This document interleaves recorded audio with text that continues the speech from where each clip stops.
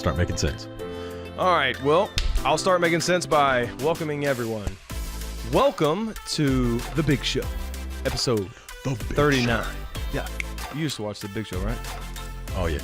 Anyway, we'll talk about that in a second. But welcome to the episode of your lifetime today. Today we have an amazing show for you. We have no idea what we're going to be talking about, but it's going to be good because it's Ethan Munoz and Will Waldrop on the mic tonight. Isn't that right? Yeah, that's right. Ethan and Buck.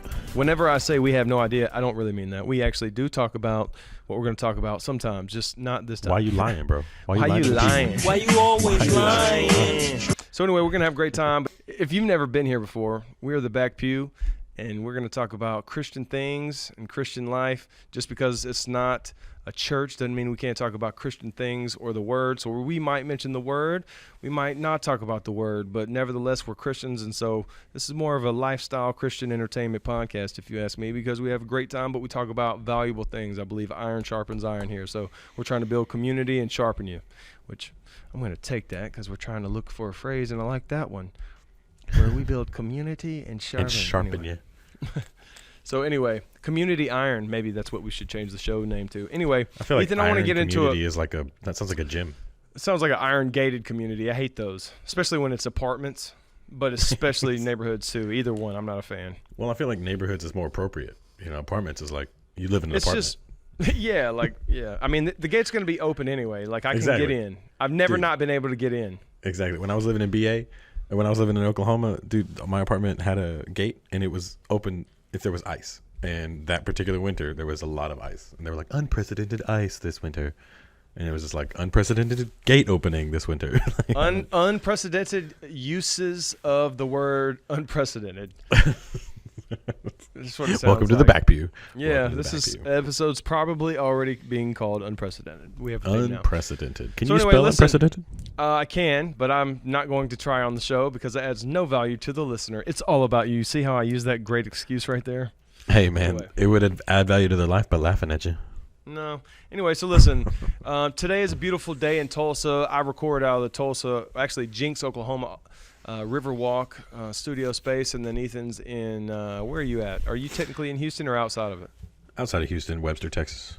So we do this online. We are actually not together in the same location. Cool fact, we've never recorded a podcast in person together. So cool fact. We would like to do that before 2019 ends, so hopefully we make that possible, and maybe we'll have some people join us if you want to come. So anyway, probably won't happen. Yeah, I mean, which part? People coming or you coming? me going. Oh, okay. Up there. Yeah. So. Well, good thing we teased the listeners. Well, so anyway, they were dying to come, but anyway, listen. So we tried to record 2 days ago, but it didn't work out because as soon as we hit record, I got a phone call with an emergency saying my fish tank was an emergency, saying that my fish tank was exploding and it was going to ruin my house, my carpet, my electronics, my everything. So I had to run home really fast and fix that problem. Bought a new fish tank. Looks great. Didn't plan on spending that money, but, you know, I am a natural guy who believes in nature, so I had to save the fish. Save the fish, bro. I couldn't just throw them down the toilet. Man, they're like this big, so that wouldn't work anyway, probably. I'd have to bury the fish. But anyway, I really love fish. I've always had a fish tank, and so I did that. And so now Ethan is the man. He's going to put this out, get it edited before Saturday morning for you guys. It is Thursday. So it's beautiful here. But I was running errands today, getting ready for different things and taking care of personal business. And I had to run to AT&T. And so when I did, I had this divine appointment, I think. There was a gentleman named Andy, and with Ethan's permission, after we talk more about this, because we haven't yet, I would like to ask that we have him on the show. He worked for AT&T today, but he used to be a pastor, and he's about to be a pastor again. Anyway, I'll save that information. But I was there today, and we had such a profound conversation is the part I want to really talk about. And essentially, I just wanted to say it's cool because God is so good how he will affirm things in your heart or speak to you in different ways, whether it be from the word or to your heart or just by circumstances, however, you know. And today, having this cool divine appointment with him, and also I'll talk about last night. I felt like I met some people that were supposed to be in my life.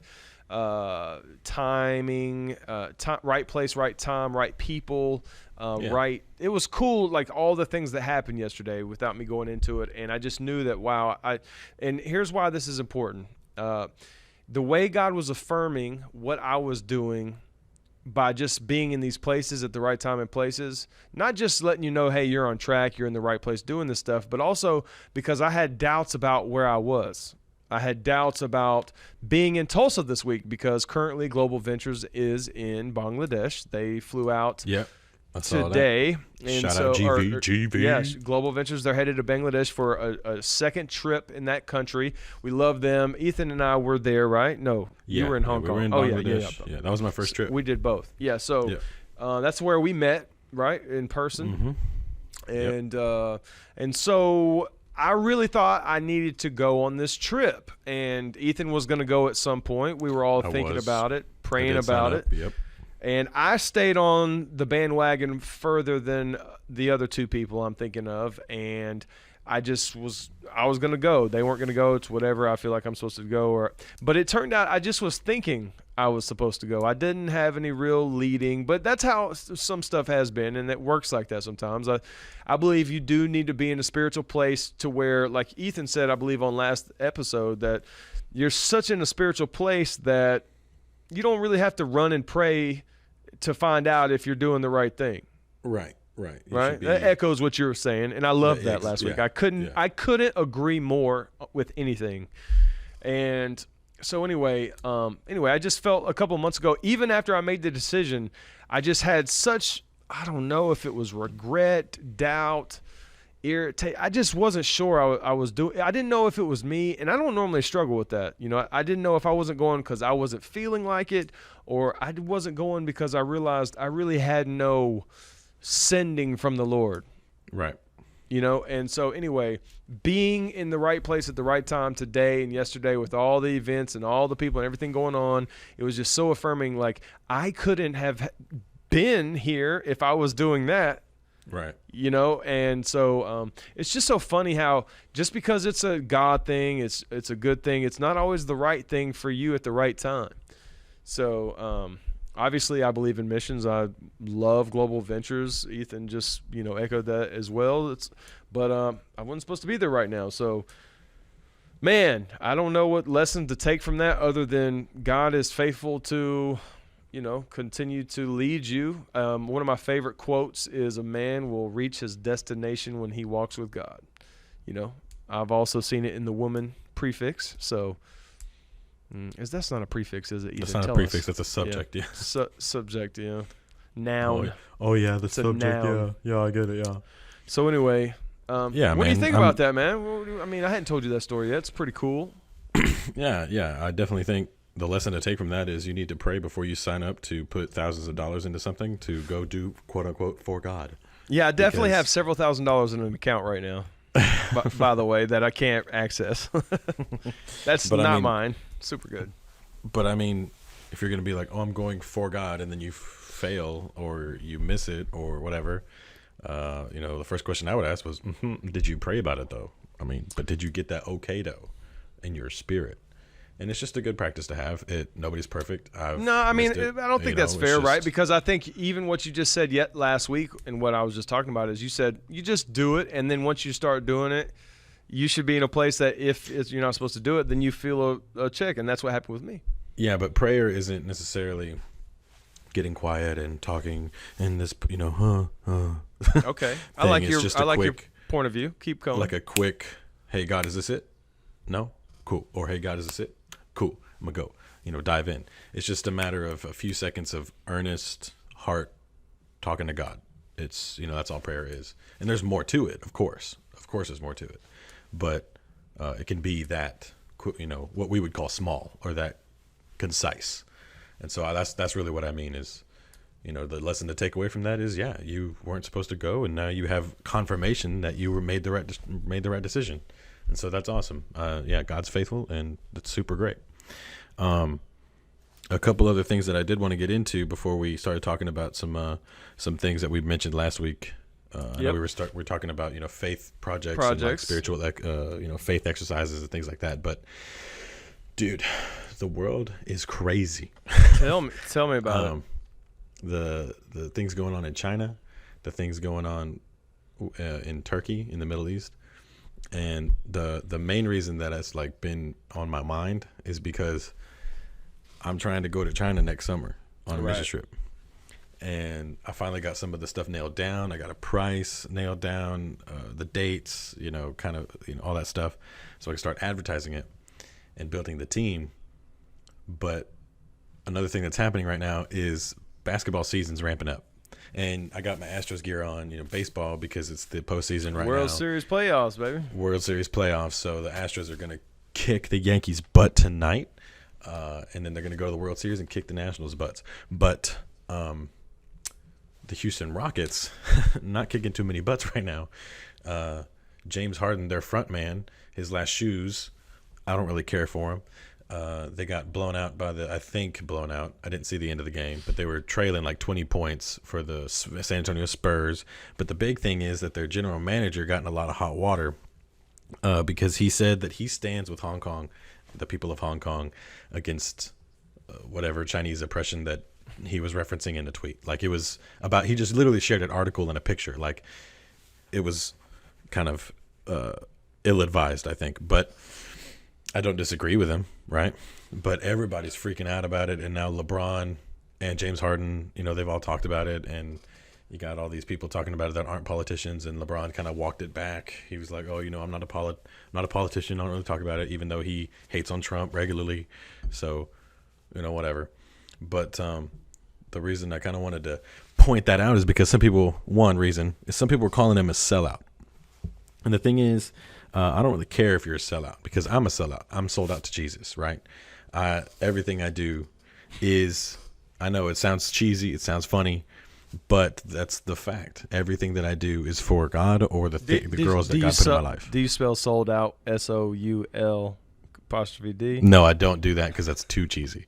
I can handle a little cheese. I'm a little lactose intolerant when it comes to stuff like that. But and the only reason that I think about it, I'll be honest with you, is because there was this dude at Island Church, who would go up to get prayed for all the time. And he was my age-ish. And Rusty would be praying for him, and he'd be like, hey, man, what you got to do is you got to sell out. You got to sell out to Jesus. And the guy's like, okay, yeah. And 2 weeks later, he's back up in the altar again, in the prayer line, and Rusty's like, man, you got to sell out. You got to quit coming up here. You got to sell out. And I guess finally the guy did it. I never saw him again, but it happened like 3 or 4 times in a row. And I'm thinking, man, what does that mean? I don't get it. And I don't think this guy gets it either, because he keeps coming up. So he thought it was a prefix. But it was actually a subject. Yeah, unprecedented amount of incorrect meaning. Oh, man. Unprecedented misunderstandings here on the Backview. But but for real, like, anything that stops you from, or that makes you change your mind, or that makes you change the way that you do things for benefit, that means you're selling out. Like, you stop, you switch brands for money because you're endorsing a particular brand. Guess what? You sold out. That's literally what I mean when I'm talking about I'm sold out to Jesus. Yeah, it's cheesy. The cheesy preachers say it and stuff, but like, it's true. I change the way the way that Jesus wants me to act will affect the way that I act, because I want the benefit of being with him forever. So in as much as I don't agree with LeBron James, or in as much as I don't agree with the way the NBA is handling the turmoil that came from that tweet, I can't help but see so many things that I could preach, aspects of subjects that I could teach and preach from these sports. I've been watching a lot of football lately, and just the idea of the pocket where the quarterback is, and these guys keep things from hitting him while he figures out what to do. And it's seconds. But like, man, won't that preach? Isn't that a good, like you got to stay in the pocket. God's protecting you while you figure out your next move, and it might not take you to the touchdown, but it'll take you downfield a little closer. I mean, I just keep seeing all that in sports, man. I don't know. I get hyped sometimes and like my team's losing, but just because it looked cool, and I was like, "Ooh, that'll preach," But Only somebody that's trying to tune in would know that, though, or just had a ton of experience with Christian stuff like that. Yeah, I know. I was raised that way. My mom and my dad and people around me, that'll preach, and I'm like, what'll preach? And then they explain it to me. I'm like, ooh, that's a good lesson. That will preach. You're right. Because I'm dumb enough to ask the question. I do like the in the pocket thing, though. I do like that. But so that's what's going on with the China thing, and it kind of stuck out to me because I was thinking like, man, because the NBA has a really big following in China, and so I was thinking like, oh, I could, kind of meet these people that I don't speak their language, meet them in the middle. If I go over there with like NBA gear, if I go over there with James Harden Chinese jersey, or the Warriors Chinese jersey or something like that, and then we meet in the middle. Now I'm not going to do that because the Chinese government kind of ixnayed all the NBA, and so no. I was like, seriously, dude, like I just got this trip going, and now I can't. Well, I mean, it's kind of saved me some money because I didn't buy the jersey yet, so there's that. But positive. Yeah. You're such a positive guy, Ethan. Looking on the positive, looking on the bright side. But, would you say you're an optimistic person? No. I wouldn't say that either. I wasn't sure what you were going to say, though. Oh, yeah. I'm super optimistic. I love looking on the bright side all the time. I'm pretty level-headed because I'm not necessarily a pessimist. So you think optimism is like just people are not level-headed? You think it's just like extra juices they shouldn't be having going on in their head, or what? No, like optimists is they choose to only look at the good side or only look for the bright side, and then pessimists only look for the bad side. So you think it's a choice? Yeah. So you choose to be a level-headed. Yeah. In your words. In my words. And I choose to be an optimist because why do we choose different things? Because it's what you like. I don't know why you choose what you choose. I seemed like you had this whole theory, so I was trying to get to the bottom of it. My theory is pretty short. You choose what you choose because you choose what you choose, man. Man, that is profound. It's annoyingly simple. Sold out. I'm really man. simple. I'm really. You know what? But I like that you keep it simple. That's probably that is probably a characteristic you have not mined well enough to be able to use it to your advantage, because you do keep things simple. And the problem is people that get educated or spiritual or anything that mentor, they start to try to sound smart, or they get off on how they enjoy the education part of whatever it is they're talking about. But when you just keep it simple, man, you just talk people's language. If you notice, the newspaper doesn't use over like a 5th or 8th grade level language. And you probably haven't noticed because you've probably never read a newspaper. But it was the medium before the internet, and the people that do well on the internet also do the same thing. Right.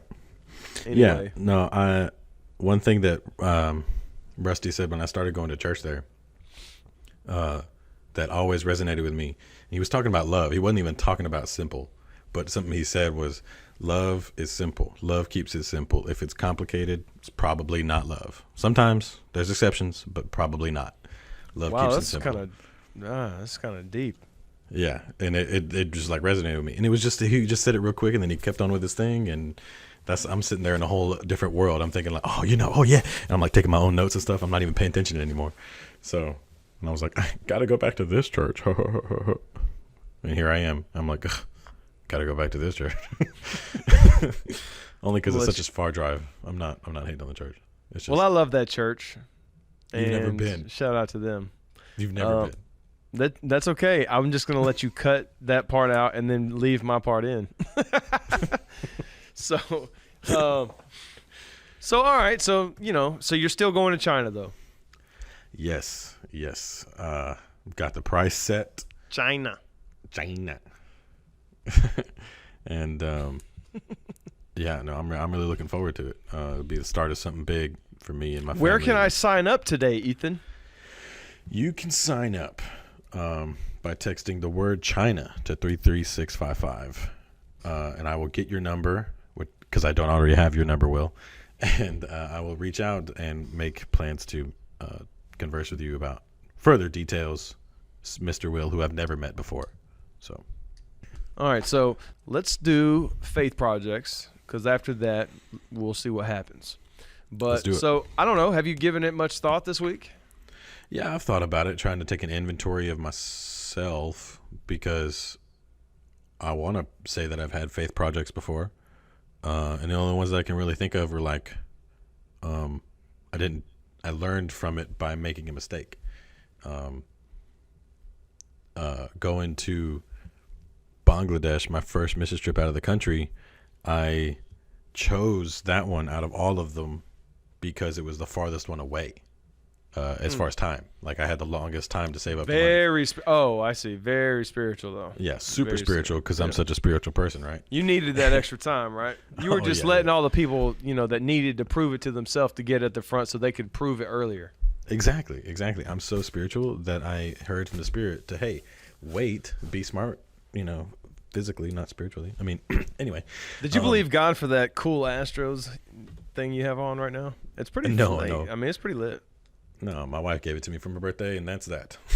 I love that. Well, we should believe God for her, didn't you? Now we're learning something we haven't been taught. Maybe you believing for one thing and that turning into another thing really means that you believed it or believed for it. Can I say that I believed God for her if I never asked for her? Yep. I Why? think so. Okay, I think explain. because I believe faith is more about the heart and less about. Is it though? I mean, it's pretty somewhat. I think it's probably pretty even. I think it's even as well, but literally 50-50 because the scripture says you believe with your heart, you confess with your Faith mouth. and speak, yeah. So if I believed with my heart for a good wife, but I never asked for one. Why is this your heart and your wife? Why are you doing this? Like, He's flailing his arms like a maniac on the audio people. hey, I mean, that's kind of what, my heart does to me. It makes me flail my arm. So my wife does to me. She makes me wave my arms There around like you a go. maniac. Man, Yeah. she didn't even flinch whenever we posted that stuff about her dying and you believing for a new wife. That's because I told her beforehand because I'm not a moron. I was like really hoping to break up your marriage with that. Wow. quote. Welcome to the back pew, everybody, where we break up your marriage. No, I just was saying shocking things that sounded horrible. But It's all good. It's all good. Look, I guess what I'm sometimes you saying try to is- make a joke though, but then you're just like, oh, that was too far. And I do that Yeah. often. and that's why we're on the back pew. We're not on the front pew. Yeah. Yeah. So why do you think that? Like if I believe God for a good wife. Oh, I just was making stupid statements. I don't know. I don't know. mean, I think it's good to point out because I think it's a fair question. You never considered it, right? It is a fair question. I never considered it because I never did ask for Haley. I didn't even ask for a wife. Let's I was just circle back to that in a minute. So the faith project. So you did some inventory, and Right. So going to sorry. No, you're good. When Will starts talking and he says things, it makes me get off subject. And It's all Will's fault. vice versa, probably me yeah. worse. Yeah. But I'm actively working on it today. Good effort, man. No, so the Bangladesh thing, and the money I was having a hard time getting the money together. So even though my plan was to do it farther away so I could have more time to get the money together, it came crunch time. I had to call you. You had to encourage me, and then everything worked out, right? Because I got my heart right. Because even though that was my faith project, like, oh, I'm going to do this, and I'm going to do it, quote unquote, in faith. I'm going to believe God. I wasn't doing it in faith. I didn't take it all the way. I was like, yeah, I want to go and be a part of a mission trip and stuff, but I'm not going to do it God's way. I'm not going to ask him which trip. I'm not going to go to him with all the information that I have and let him influence me. I just picked one, right? And I picked it because of fear, not because of a leading. I was like, well, I might not make that one. I'm probably not going to make that one. I can make that one, right? I was doing it all me. I can do that one. I can do that one. I want to do this, yada, yada, yada. I had my heart wrong, so I had to get it right. Everything clicked because I talked to Will Waldrop on the phone, right? I mean, he's a cool guy. He's that good, guys. He's that good. But that's really the only one I can think of because other stuff, unfortunately for me, it wasn't like a faith project. It wasn't this thing that wasn't, I don't want to say life or death, but it wasn't like, I don't know. I feel like that's the only one. It's kind of hard for me to explain. What about you? Well, first of all, let me say I feel, and I could be totally wrong, but, and I probably am, but I believe that phone call, because you don't hype me up like I think you should or I thought you did at one time. But I think the most impactful thing I did at Global Ventures was that phone call, and then having you on the Bangladesh trip. Oh yeah, because I changed the Bangladesh trip myself. It was all about me. I mean, whatever that means. I guess I just don't understand. I'm one of the poking fun most at you because I significant don't things understand I what you're did. getting at. Huh? I'm poking fun at you because I don't really understand what you mean. The most significant thing that you did. I mean, listen, I did all this work, intern there for 2 years. I mean, I've traveled with them for all this time. I don't really mean the mission trips overseas part, but being in the office doing whatever I did. And most of the first year is really mostly about you. Like, you don't really help them accomplish their global venture goals that much, except for like opportunities they give you to learn using their stuff. Now, second and third year, you start to really partner with them, and they do stuff for you, and you do stuff for them, and you do a lot more. So I did a lot of stuff that second year, and this is the second year that I'll talk to you. And I just think that at least my favorite thing that I did, but I believe it was impactful because of the continued ripples that continue to happen because of, Yeah. And so Yeah. I mean. There's no denying that one, bro. No denying that one. Well, here's the thing, and there was other people that I did that with. There's other relationships that I made on that trip that I met in the airport, and I talked to them on the phone months before we got there. And now I've encouraged them and helped them reach their goals, and then to now be on this trip, and now they're being, now that they're in motion for God. I mean, I've helped do that. So even though that there were some others that I helped do it, I don't think that the conversation was as in-depth or motivating as the one I had with you, and nor have I made as big of a connection with those people as I did with you. So I don't know. That's why I say it's the most significant or, Okay. impactful. I think it's crazy. Sometimes I think I'm like, oh, this dude Will, I met him in Bangladesh, but like I forget the phone call because like that was a make or break moment for me. Because I definitely start at the phone call. Yeah, and I should. I just because that was a pretty low point in our lives, so me and my wife's lives. So, getting encouragement from somebody, quality encouragement, or I shouldn't say quality because most encouragement is good if it's from the Bible. I just timely, spirit, God appointed encouragement. I believe it was right place, right time. Exactly, because it could have been somebody else on the team. Sure. And really, the crazy part is I was outside of the building. I can't remember what we were doing, but I was like, who the heck's calling me? I don't want to answer the phone. And then I didn't even go to my office that I was using whenever I would do these things. I just took it up front at the front desk, and I was just standing there like in a hurry to get off the phone, But I think what made the call so great was I actually was not in the mood for it. I took the time, even though it didn't feel like the right time, and then I just gave everything I had to you. And yeah, it was amazing. I just went outside and carried on with my business, but it was just so fun. But yeah, so that's why I remember it as being so impactful. And then we had such a fun time, so many good memories from that time. And I believe, man, in Bangladesh was just so significant to me in general because I came up with the idea and made contacts and stuff like that for that trip. So, I mean, it's pretty cool. And in some level, I actually still have a part to play in what's happening. Every single person that's on this trip, even the second one that I'm not presently there for, on some level is a ripple effect from my original idea and plans and contacts that were made and projects that I did. Oh yeah, because you're the one that got him, that even gave him the idea to go to that country, right? And made contact and was able to, like, I was speaking to ministers on the ground, Assembly of God, got intel, found out if politically appropriate to go at this time, like cool stuff, and because they had zero contacts there. And that's why, I mean, it's not that they didn't want to go there. I'm sure they had considered it, but they had no contacts, so right. And I'll just vent for a second, but one of the things that confuses me these days about where God has me is how many contacts I find outside of the church that have nothing to do with ministry, and I'll tell you what else is it feels like, and I'm just being open here, that sometimes people that are in the mix within certain church circles keep me out. And it's like, man, I don't think I understand what you mean. I'm starting to get why they would now, but all these years past, I've never understood why it is. And the only thing I can tell you is I believe that it's been God keeping things closed. You know, like there's certain people I can remember even being at Rhema, trying to make associations with that clearly they made no time of day for me, gal or guy. Like they just weren't trying to be friendly. They were only friendly in times where they were around their friends and I was around too, you know?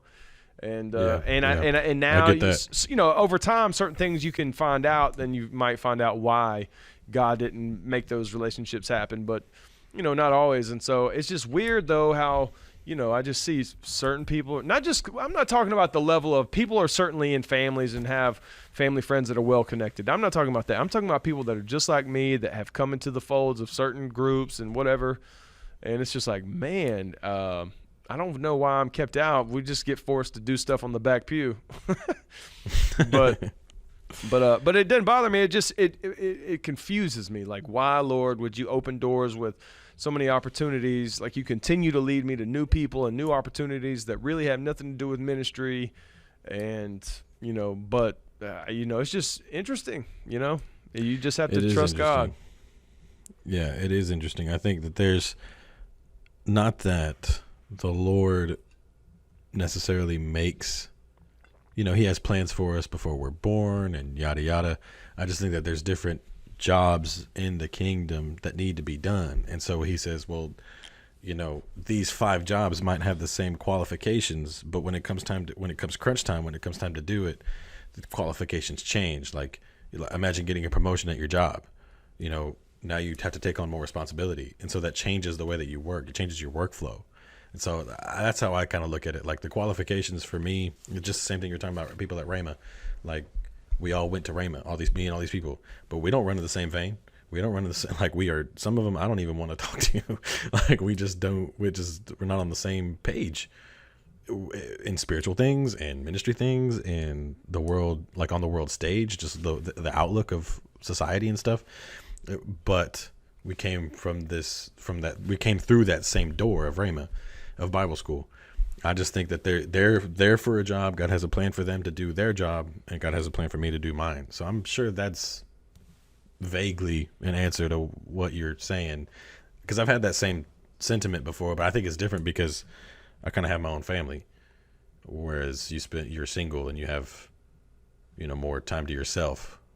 Kind of, you know, but I really specifically mean ministry opportunities. I mean, you don't mean like you've in not general. you've not felt that you were called to do that. I have. I mean, I'm talking about on a full-time level. You mean like preaching and stuff like that, absolutely. Right? Oh, yeah, no, I don't feel that way at all. That's probably another reason why I feel yeah, and the thing is the further I get away from it, the less I care about the other.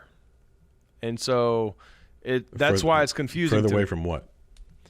Like, or I say the less I care about it. What I mean is it takes away my ability to be able to focus on making that my number one priority, which, you know, but at the same time, and we've spoken about this on our show, this is part of the reason I have this show. That's part of my motivations for, you know, being committed to doing the show. I think it's similar to you, but this is just an avenue that I believe that because I have my own platform, I think everyone should have their own platform. They shouldn't be limited to invitations or whatever. You know? Yeah. So, you know, if there's not a door open one yourself. I've done that in every aspect of ministry that I've been a part of, you know? So, but on some level, whenever you start to see the momentum in business, where one more connection leads to another one, and then to another one, and then you know, success and potential for the future, you know, it's just like, you know, it's just weird to think about that. You're right. God has a plan for some people, and it's different than others, even though you might have the same qualifications. I like that, but you know, it's just funny to think about that God would, you know, take me out of the grips of Satan's lair, you know, and transform my life, and then put me on a path and do all this study and doing all this, you know, Bible school and, you know, in my heart, certain things, and then not be able to realize them right after. That's one thing. I get it. You know, you wait, but then to continue to almost point you in a different direction, it's like saying, hey, I like you, but then walking away, you know, it's just weird. Huh. Yeah, I mean, something to think about. Maybe somebody will comment, or maybe you'll have some feedback for me, or maybe God will speak to me. I don't know. All I'm doing is speaking out loud here. But, man, I met that guy Andy today. I want to come back to the special, the faith projects. But Actually, I want to skip Andy. I want to stick on point and give the listeners what we say and try to stay on point. So the faith projects, as far as me, yes, I did some inventory. I'm still not doing as well as I need to do, but I'll tell you what I am starting to do is I was challenged to, like, it's very similar to goal writing, right? Write your goals down. If you don't have a goal, then you don't have a plan. It's not a goal, it's a wish or something like that. It's almost, I feel the same type of sentiment about your faith. If you're not actively believing for things like, if you want a new home, you guys don't own a home. If you want to buy a home and you want to be a homeowner, then you should be believing God for that. If that's next year, 5 years, 10 years, or 20 years, it doesn't matter which date you think that's far away, that should be on your radar in faith, praying to God, holding on to scriptures. And if, then that's what it is. And let me pause here for a second. If you're not familiar with the terminology faith projects, then what we mean is to take a desire that is within your heart, bring it to God through prayer and supplication and petition, however it is, and ask God and believe God and get verses from the scripture that God gives us and that agrees and basically confirms that this aligns up with God's will, and you have the right to ask God for this thing, and you can hold on to this word of God or passage from the scripture that gives you confidence that whenever I come and ask God for this, that he is going to give it to you. And so it doesn't matter if I get it today, tomorrow, or 10 years from now, in the same vein of what we're talking about, the only reason I'm discouraged is because it didn't happen in 2 years or whatever. It's been 11 years since I've been on this journey, and I'm still not there. So that's only, I guess I say discouraged, but that's the only reason I get confused or doubts, because if it happened right away, it would be clear, But the same thing. So, but I believe that you need to start for something with simple like socks, because I assure you, it's not as easy as it is to say it out loud or just to say it. It's always easier said than done on anything, whether it's dreams, working hard, just about everything, or faith projects. Yeah. So, but yeah, so at this, at the end of the day, that's what we're talking about. Believing God, a faith project is something that you have. And by the way, you shouldn't make people a project. People aren't projects. I don't believe that. But you definitely can believe God for people's salvation. But people have free will. So, just don't be confused about that. But anyway, so there are some things that I'm believing God for a motorcycle. Nice. A Harley? Yeah, specifically. I've had motorcycles. I sold them to get a Harley specifically, and then I went to Global Ventures and didn't have time and just ended up spending the money. I had the money, and then so anyway, multiple times I'd like to have one. I like that. So, I'm gonna steal your faith. I'm gonna steal your faith project. That would be cool. We could have faith project motorcycles together. Yeah, right. Still not driving. I could encourage you with verses, and then we could talk about riding our motorcycle, and then we would. So, motorcycle, there's things like that. But see, like I'll tell you, in my strongest points, I've had big things like homes, clothes, wardrobes, cars, tuition, provision for the mortgage, like all these things, at a certain point, you go through different phases and seasons where you need to believe God for certain things. But man, I have just been able to trust God with so much through the years. I've just seen his financial, supernatural provision for years. He's just so faithful. It's ridiculous. He is very faithful. And it's crazy. Yeah, man. And so it's like, it's just illogical. It's so good, especially for, I guess, someone like me. I think it's the same for everyone. Anything from God is like overly good, But whenever I grew up lacking. We never had a bunch, and then I don't know. It's just so nice that I didn't do it. Like, I'm not like trying to climb ladders, step on other people. I just trusted God. Even when other people were making more money, I was taking steps like not pursuing careers and going to school at 25 because I felt like God said so. So I wasn't about that. But so God's just been real faithful, but he's always been faithful through faith projects. Now I have a pretty decent job where I still have to believe for bigger things, but bigger than I used to be. Bigger is relative where you are. So now I'm having to believe God. But that's what I realized in this new season. I have to do the same things that got me here. You know what I mean? On some level, you can't do the same things that you did. But on another level, you can't step it up. You got to stick with the basics. And faith is at the core of everything. So that's why this subject is important. And I don't know. I just think that we need to do it because, but at the top of my strength in faith projects and really exercising my faith, I'm using my faith to win souls. Like I'm going to have 100 this year. I'm going to believe God with, World Outreach Church that we're going to bust $1 million, and agree in my faith with a bigger vision, because you don't just serve in a vision. You don't just attend another vision. Like you pray and have faith with that group in the community. So we do that. And so there's still things that I need to do. And that's what I was saying last week, is I just realized that I need to get back to doing that, because my faith is it wasn't having to be as challenged, because listen, on some level, like just like in these other countries, when people are sick with no money, no health care, like that, they were really kind of forced to believe God for miracles. Right. So even here in the States, whenever you don't have a lot, you kind of get forced to believe God if you want some things, if you're a believer and you know these things. Well, whenever you start having these things all the time that you used to believe God for, well, then you got to find new things. So, like being generous, like I want to start believing, like anyway, all I was saying is I believe it's important. I was asking you, wanted to kind of bring it up, and I would like to, as we continue to go down the road, kind of update as I get stronger, because I realize that's an area that I need to do some more goal setting, really be active, really pull some scripture, and really, meditate on it, thank God for it, and act, really believe for it, be in faith for it. So, yeah, because otherwise you just coast along. And so if you haven't done that before, I would really encourage you to do it. I believe God's really gracious. I believe that faith is the currency of the kingdom of God. And so if you are going to be doing any transactions between you and God, it's got to be faith and obedience. And that's it. He says through obedience, what does it say? You'll eat the good of the land through being willing and obedient. You'll eat the good of the land. So, but also faith. So anyway, I don't know. Did you mention the subject to your wife? No, I didn't. And if I did, I don't remember. I'm teaching the Sunday school, the youth, Plans, Purposes, and Pursuits, a book by Kenneth Hagin. That is a good book if y'all haven't read it. It's a great book. But well, she'll read it to me if I drive to work, because we work together. If I drive to work, she will read it to me while I'm driving. And that's sweet. Oh, that's just kind of been our Kenneth Hagin talk. Like that idea of faith projects, even though it might not be Kenneth Hagin's per se, that's where I got it from. Like that's where I heard it from, It was at Rhema, connected to all that stuff. So, yeah, if I did mention it to her, I don't remember it. But yeah, Plans, Purposes, and Pursuits, a great book. So but was there something in there about similar things we're talking about?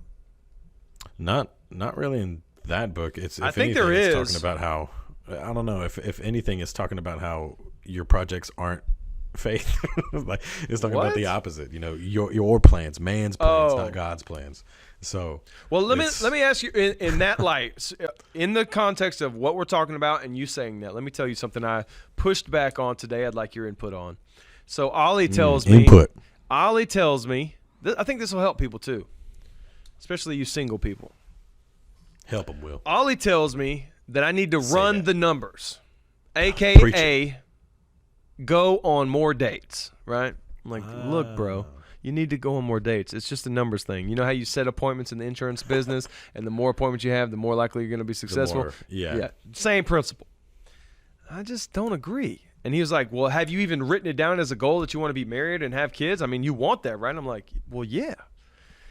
And I just couldn't agree because if I put if on the specific goal of getting married by, because what he said is, I want you to write down when you're going to be married by, whether it be, January 1st, 2020. That's your goal. You're going to get married in 3 months. No, I didn't say that was my goal. I said, but that's what I'm saying. That's the example. So pick a date. That's when you're going to be married by, blah, blah, blah. So I just, in my heart, I couldn't really totally agree that I should do that. About marriage in particular. Anything else, sure. But the reason is because there's free will involved, and unless God tells me that you should be married by then I can't, you're saying you have your own projects and your own plans and pursuits, right. but right. You know what I mean? So God's Right. plan is what you really want. So I just really didn't feel totally comfortable doing that, even though I totally believe in writing goals and things like that. What do you think? I think it brings up a good point. I think that faith You're like, projects I don't know what I are. think. No, no, I know what I think. I keep it simple, man. I know what I think. I guess I'll say I think what I know. Anyway, faith projects sometimes can be taken to be like that, like what you're talking about. But I think that there's a difference between training in the kingdom of God and working in the kingdom of God. You get a new job, they got to train you on the job. So I think that there's some aspects of walking with God that are more testing, more training, more teaching, and other aspects are actually doing, actually working, actually putting in time and getting results. And so I think that faith projects should be like for a big screen TV, new car, Or something that souls. I isn't- think faith projects should be for souls, period. numbers of souls. Yeah. Everybody should be winning souls Because we're But if you wanna sold put a out, number of on it, course. I hate you. You did it. Somebody I have did you heard do that it, drop by and- Fabulous? He said, "Somebody did this." It's a couple of months No. ago. It's pretty funny. I'll send it to you. But faith projects need to be projects, not. But there are other things that are not projects. Your marriage isn't a project. That's a lifelong. It's a commitment. life goal. It's something that yeah, So but do you it think I should shouldn't pray be- for a spouse? Well, yeah, you should pray for, like, if that's what you want. Pray that God gives you the right spouse. Why do you think that? I always kind of argue. Maybe this is deeper than I realized. I don't think you have to do that. pray for a spouse? Yeah, I mean, if it's God's plan, which I believe. Now, here's the thing. For me, there's two things that I want to present in the context of my defense, whether it's true for everybody else, which I think it's pretty similar, but for me, I know it is. And here's what they are. Back in the day, I prayed and asked God, do you want me to stay single forever? Not be a priest, but I won't get married. I'll just dedicate myself to your service and never get married if that's what you want. I felt so indebted to him. I felt like I owed him whatever he wanted. Yeah, no, it's a valid. I'm telling you, what I was saved from, I was so indebted Yeah. to it. Whatever you want, I have no problem. Now, today, I'm not really offering that to God. But I don't feel like I have to, because he told me one day in the middle of praying that I wasn't even praying in that moment. I was walking down the hallway one day and the Lord said, "Don't worry, I got one for you." And I was like, boom. Because in that time, I had been praying for a couple months. in the bag. Yeah, I was like, in the bag, like, done. I felt like God was like, done. Whatever you want, done, Yeah. So I never worried about it ever again. I never prayed, "Lord, do you want me to be married? Is it your will?" Never again. And then, fast forward 3 years, I met Rayma going girl crazy because I've been around nothing but men for 2 years. Yeah. And I hear the Lord say, don't worry about looking for the right one. When she comes around, you'll know. That was it. As simple as it comes. So guess what? I felt like, because if God hadn't told me that through the years, do you know how many numbers I would have run? I had, at that time, when I say I was girl crazy, I was pursuing a lot of girls. I mean, not in a player way, but like, I was not, Don't lie, I've just Will. never really, ever since I realized that women is not really something that I should be afraid of when I was a teenager, I've never really had a problem talking to women, and so yeah, okay, I'm not using my relationship with God as a front for staying single or not asking. And I think a lot of women often feel in the church that men are not man enough to ask them out, and I think that's true. Yeah.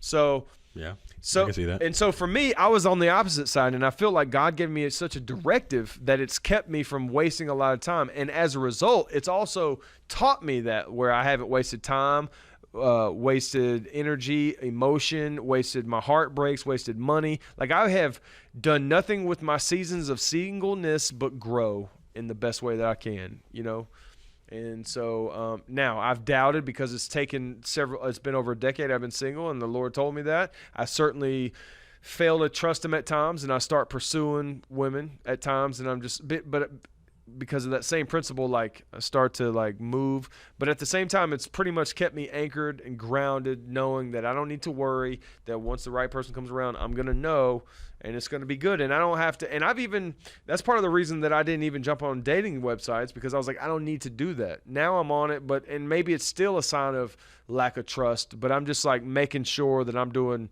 at least something to be visible to some woman somewhere, I'm just making sure that if I did make a mistake, girls, we out here. if I did make a mistake, I'm here though, So, we out here. I'm trying. You know what I mean? Brandon, marketing, you got to be seen, bring attention. You got to get out there. You got to get your name. So, out and look, there. you got to think about it, man. On another level, I use my social media almost every day.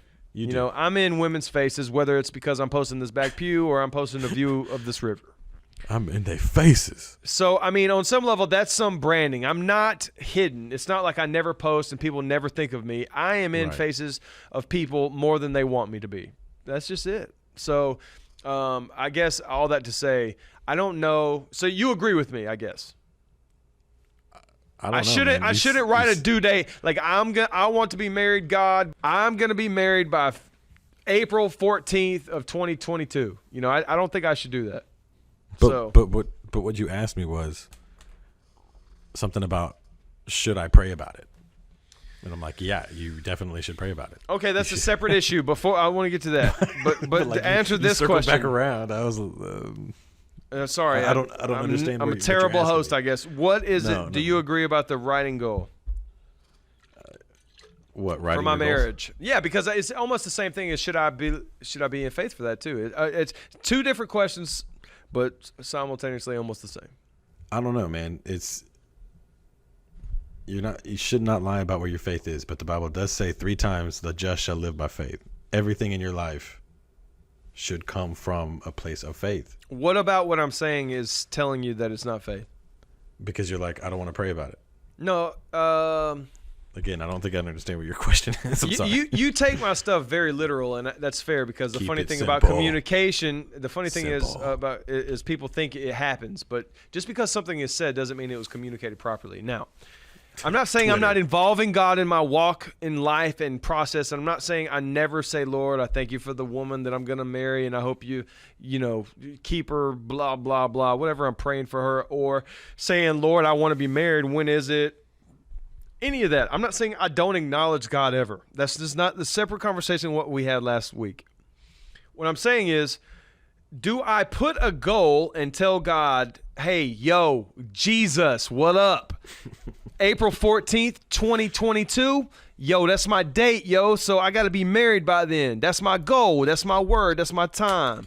Yeah, I don't think that's a good idea. Why? Because it's not, you don't even know if you're going to be alive at that point. You can't use that logic, because then you'll never write any goal. I might not be alive tomorrow, so I better not write down my goals for when I have to do at work tomorrow. No, I just mean like a specific date. Like if you're just like, hey, God, if I could be married, and then if I could meet my spouse in the next 6 months, that would be great. But I mean, for me, I just feel like I have a promise from God. God told me I have somebody for you, and don't worry about wasting your time with all this dating. Don't worry about running the numbers. Like at the right time, you'll know it. So don't even worry about it. Don't worry about it. I guess. But I'm still single, so I mean, maybe I'm missing it. Maybe you're worrying about it. I know everyone else is more worried about me being single than I'm worried about me being single. That's for sure. It is, especially around here, but even with you. I mean, with a lot of people, it's always a topic of conversation.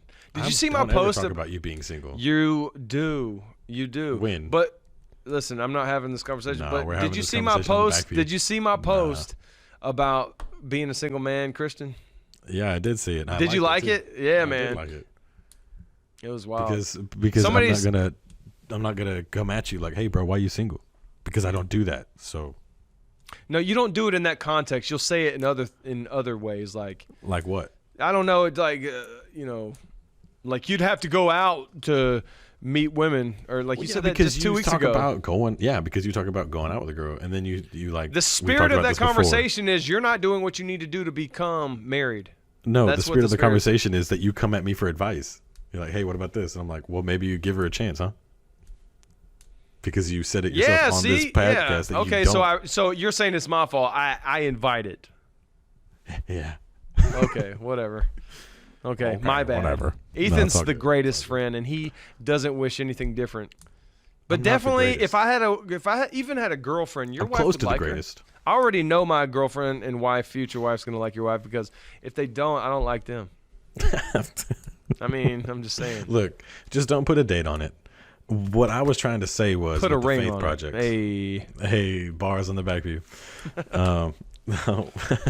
that's What I was trying to say was about the faith projects is faith projects need to be something that's not of, I don't want to say of little consequence, but not of your eternity or your walk with God consequence. You know, something that is comparatively trivial.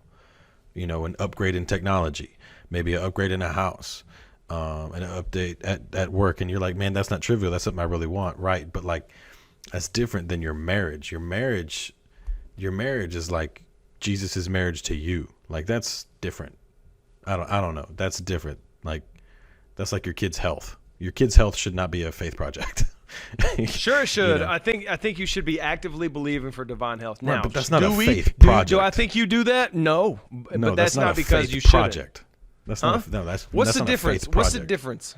Okay, I mean, The I see different- what you're trying to distinguish, but what's the other word so we can be clear for the people that listen to our audio if they're still here? Bye, guys. No, the difference is that it's not trivial. That it could be life and death. What would you call it? Not trivial. Do you know what the word trivial means? No, but there's a faith project. What would you call this you would be in faith for? Not trivial faith. things? Just straight up faith. Believing. Okay. Straight up believing. Okay. I don't know.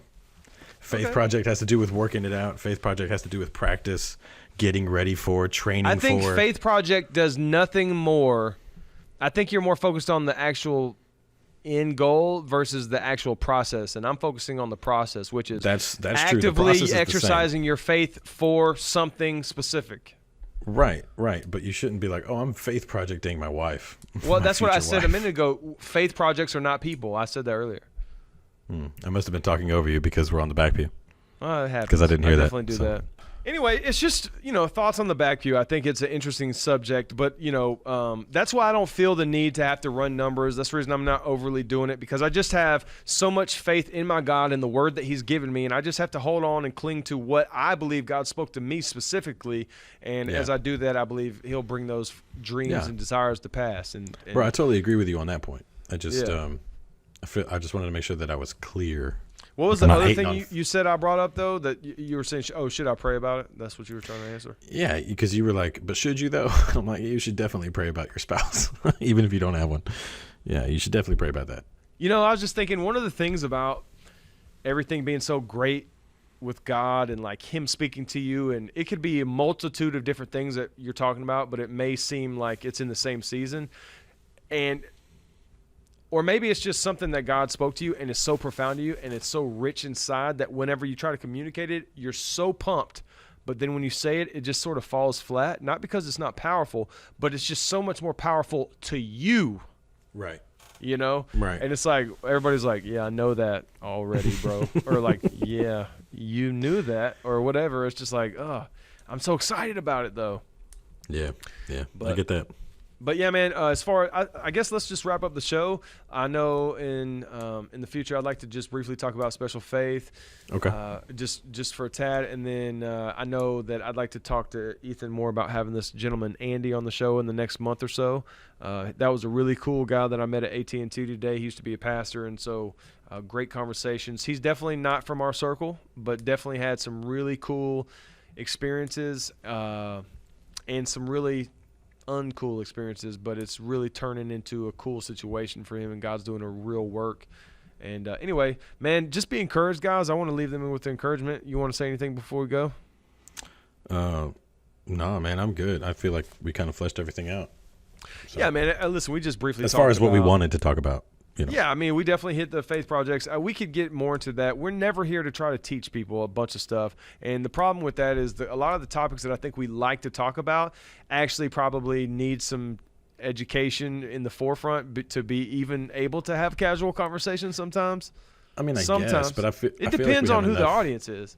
Yeah, but I feel like we give enough context to, Yeah. Well, yeah, for sure. you know, even though it is from like an entertainment or experiential standpoint, you can still learn from what we're talking about. Oh, no question. Yeah, no, there's definitely, that's the coolest part about what we're doing is when we're just having fun, it looks like we're just doing jokes. It's actually, if you read in between the lines and listen in between what we're saying, there's some good stuff there. We just look stupid doing it, and that's totally our goal. Yeah, that's kind of what we're here for.